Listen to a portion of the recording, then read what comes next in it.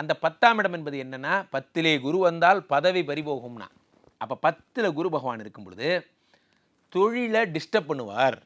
அதெல்லாம் போயிடுச்சு, இனிமேல் விட்டுருங்க. இப்போ 11க்கு வந்துட்டார், நல்லது பேசுவோம். இப்போ 11ங்கிறது லாபஸ்தானம். நான் என்றுமே ஒரு விஷயம் ஐபிசி நேயர்களுக்கெல்லாம் சொல்லியிருக்கேன்.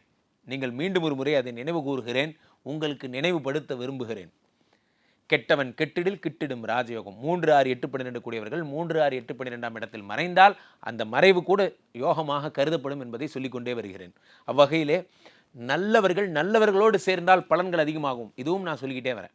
5க்குடைய குரு 11ஆம் இடமாகப்பட்ட லாபஸ்தானத்திற்கு செல்லும் பொழுது யோகம் அதியோகமாக மாறும். யோகத்தை கொடுக்கக்கூடியவர் யோகத்தை தரக்கூடிய இடமாகப்பட்ட உபஜயஸ்தானத்தில் 11ஆம் இடத்தில் இருக்கும் பொழுது யோகம் அதியோகமாக மாறுகிறது. ஜோதிட சாஸ்திரத்தில் ஒரு நல்லது நல்லதோடு சேரும்போது ஸ்கொயர் ரூட் ஆகிடுது. நல்லது ஸ்கொயர் அப்படின்னு வச்சுக்கோங்க.